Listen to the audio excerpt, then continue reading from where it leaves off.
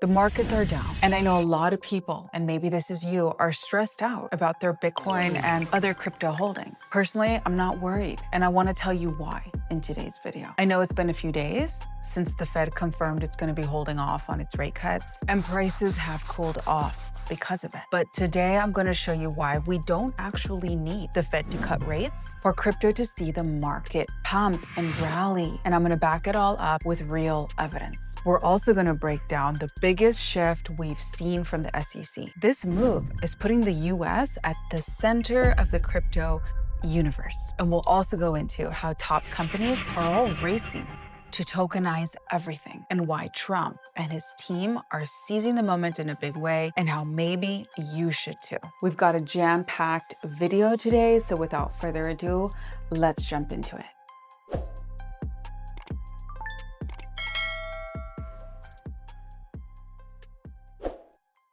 So yesterday, we covered the situation with the Fed in great detail and its refusal to cut rates. So if you missed it, I would encourage you to go watch it because it is quite the detailed, full deep dive. Even now, the probability of a cut in September has dropped. But does Bitcoin really need the Fed to start slashing rates before it can rally? If you look at the evidence, the answer might actually surprise you. And to understand the context, let me walk you through the last 3 times the Fed held rates high or dragged its feet in making a decision to cut rates. And let's evaluate what Bitcoin did during these times. For example, if we take a look at 2017, that year, the Fed raised rates 4 different times. Bitcoin started at $1,000 and ended just slightly shy of $20,000. And if we do the calculation, that's nearly a 20x run. And it all happened during the launch of new crypto platforms, the wild ICO phase if you were around for it or heard of it, and when there was a huge flood of new money rushing in. And if we take a look at 2018 into the mid-2019 year, the Fed kept rates locked at 2.5% for over 7 months. We didn't see much action from Wall Street at the time, but Bitcoin pumped nevertheless. It jumped from $3,200 up to almost $14,000. That was a solid 3.3x pump. And what were the reasons for this pumpamentalness, so to speak? Well, it was fresh narratives,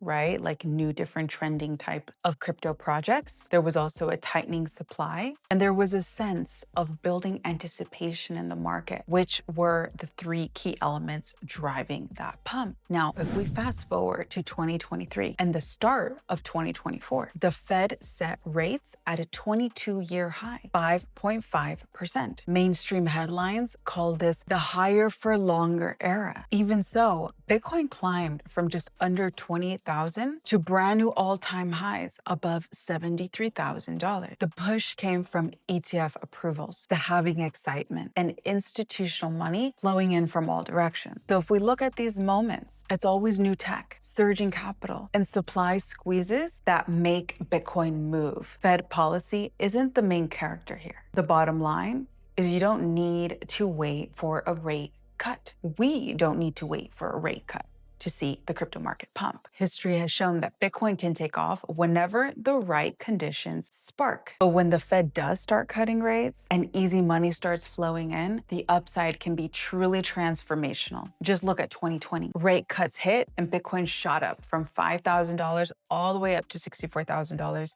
in less than a year. So now let's talk about the new mindset that's settling in. Because now that we know that we don't actually need the Fed to cut rates, guess who's now on crypto side, on our side? The SEC. The same people who've been going after every innovator in the US are now making a complete 180-degree shift. Yesterday, SEC Chairman Paul Atkins took the stage and introduced Project Crypto. This announcement sent a clear message. The United States is stepping up to shape the global future of digital finance. Atkins began by declaring this a defining moment for American leadership in crypto asset markets. He painted a picture of America's financial revolution through the arrival of electronic trading and now to the age of blockchain, positioning Project Crypto as the next logical leap forward, which makes total sense. But then came the real game changer. Project Crypto is a complete overhaul with the full weight of the SEC behind it, aimed at updating the nation's security rules and pushing the US financial system to the cutting edge of on-chain technology. The new vision is clear: make the US the world's top destination for building, funding, and scaling blockchain projects, all with radical transparency and speed. Adkins rolled out 5 main priorities, each one designed to break open doors that have been locked for more than a decade. You know, I've called this the Berlin Wall crumbling moment in Web3. First, crypto projects can once again tap into the American market with public token sales, airdrops, and by distributing tokens and rewards directly to US investors and users. Second, self-custody is now enshrined as a core value. Atkins put it simply: market participants will have maximum choice for custodying, for holding, and trading. So in practical terms, this means anyone in the US can hold their crypto themselves or choose an entrusted custodian or platform, right? Or exchange or wallet, which means real freedom of choice for everyone. And thirdly, the age of super apps is officially here. For years, ideas of mixing centralized and decentralized trading under one roof was just talk. Atkins now has officially given the green light, so licensed broker-dealers and trading platforms can now offer a complete suite of services, securities, non-securities, staking, lending, tokenized equities, and more, and all with a single license. And fourthly, DeFi and open source protocols finally have a seat at the table. For the first time, centralized projects are being welcomed into the US capital markets with a clear legal framework to operate, ending the long stretch of regulatory fog. And fifth, the innovation exemption could prove to be the biggest unlock. This gives startups and new business models a streamlined route to launch. So as long as they stick to some basic principles and can prove real-world value, no more endless waiting for regulatory approval, just a path straight to market. This is truly a tremendous moment for crypto, for all of us. We've been waiting for this for so many years, and it's finally here, guys. Project Crypto is America's invitation to innovators worldwide. The SEC is openly welcoming tokenized securities, stablecoins, DeFi platform, and the most ambitious new ideas to launch and thrive in US markets. The message is crystal clear: bring your talent, bring your vision, and help build the future of finance, and the US will take care of you. And now that the SEC has officially opened its doors to crypto, the big question is, what will the top companies in the space do with all this new certainty from the top regulators? Just as we saw yesterday with JP Morgan and Coinbase's partnership, other companies are quickly moving to position themselves for this new era of crypto. One, with clearer regulations and real support from the regulators. Big players in the exchange world are not waiting around either. They're already moving fast. Coinbase, Robinhood, and Gemini are all in the race to launch the first true everything exchange. Picture a single derivatives joint predictions market and get early to access to new tokens, all running directly on chain. Coinbase's own Max Brandsburg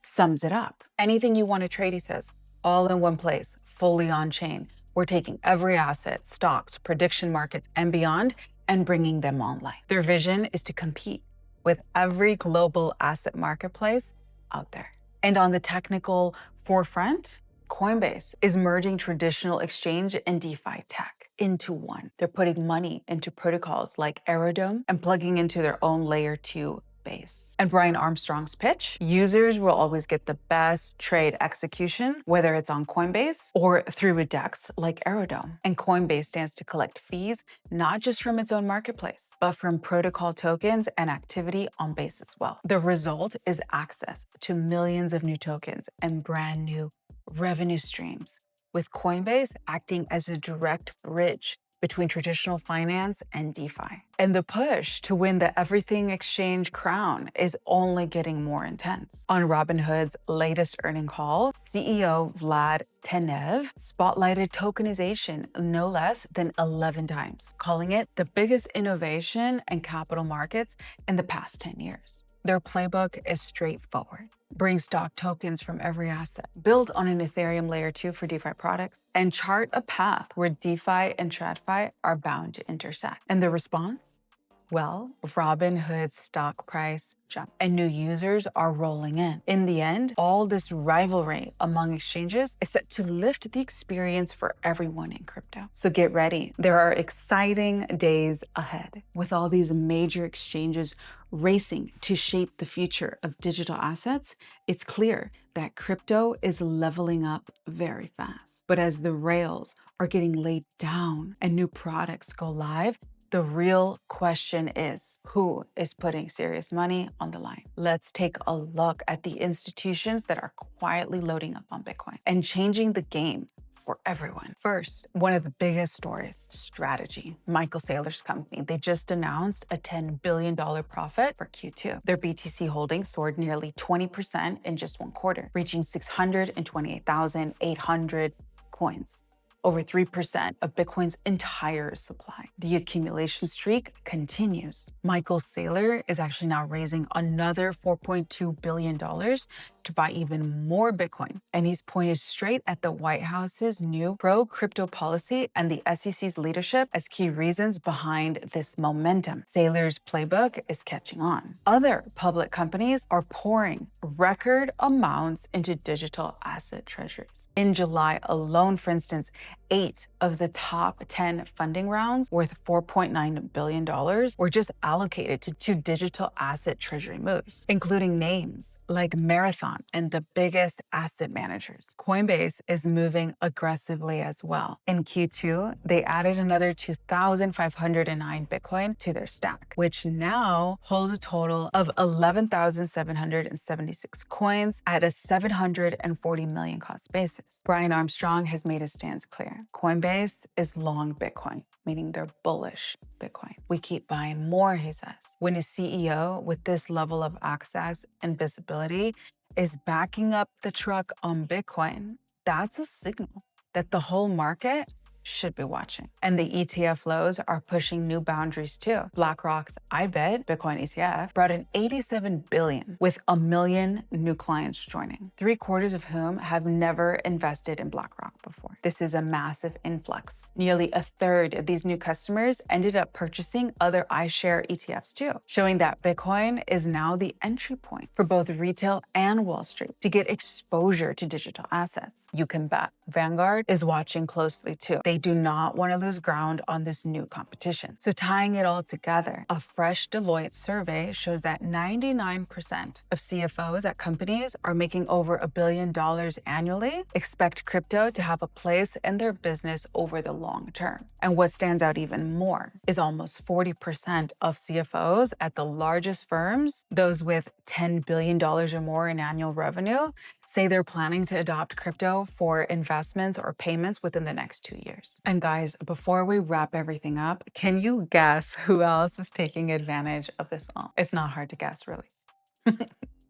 World Liberty Financial, or WLFi. This is Donald Trump and his family. Yes, Donald Trump and his family are co-founders, and they're teaming up with some of the most influential names in American finance and crypto. And the goal? To make WLFi, their company, right, their ticker, a powerhouse in the DeFi space. Right here in the US, WLFi is getting ready to roll out a fully compliant DeFi ecosystem, all built around their USD1 stablecoin.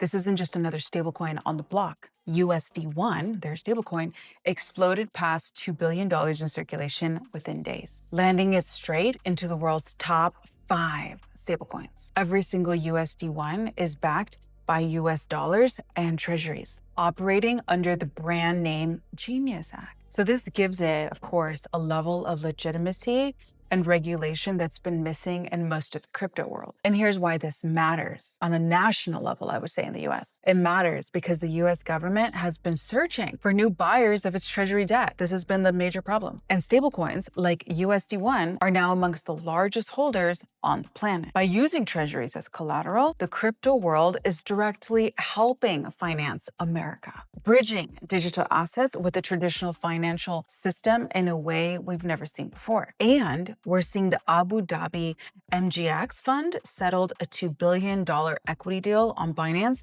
using a freshly issued USD1, sending the token supply over the 2 billion mark in one shot. This was a real-world test that showed that WLFi, or Trump's company, World Liberty Financial, can handle massive institutional scale transactions that cross borders with ease. Now, World Liberty Financial's token means you have a say in governance and a share in the rewards every time USD1 is minted or used for big deals. The more the ecosystem grows, the more value circles back to their holders. So imagine being able to hold a slice of something as big as Tether. This is the opportunity World Liberty Financial is putting on the table. And the engine behind this whole system is the World Liberty Financial token itself. Early backers picked up tokens at just 1.5 to 5 cents each. Now, pre-market IOU trading on Whales Market has those tokens going for 4 to 15 times that price, pointing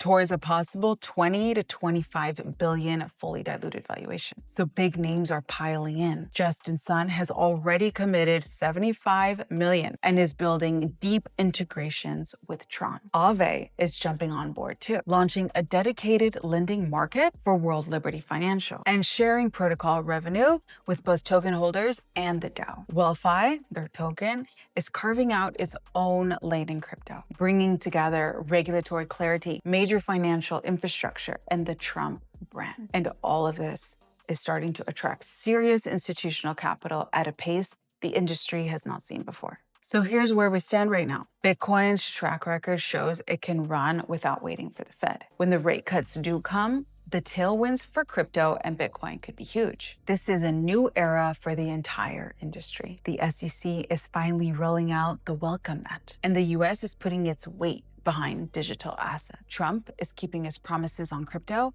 and top companies are moving fast to lead the next chapter. The Trump family is going all in on stablecoins and positioning themselves at the heart of this transformation. All the fundamentals right now point in one direction too. There has never been a more bullish environment for crypto. When it comes to price action, it's just about timing and patience, guys. Focus on staying prepared so you're ready for the next leg up. So hopefully you're not wondering whether the cycle has already topped up. That's it for this video. I love you guys very much. Happy Friday. Have a wonderful weekend. I already made a full video on what you need to know. Check it out here. And then, of course, share this video with a friend or family member that needs to know what's going on, because that's why I make this content. I'm just trying to get everybody ready. I love you guys very much. Once again, be sure to like and subscribe if you haven't. It means a lot to me and shares my content with more people. So I will see you guys on Monday.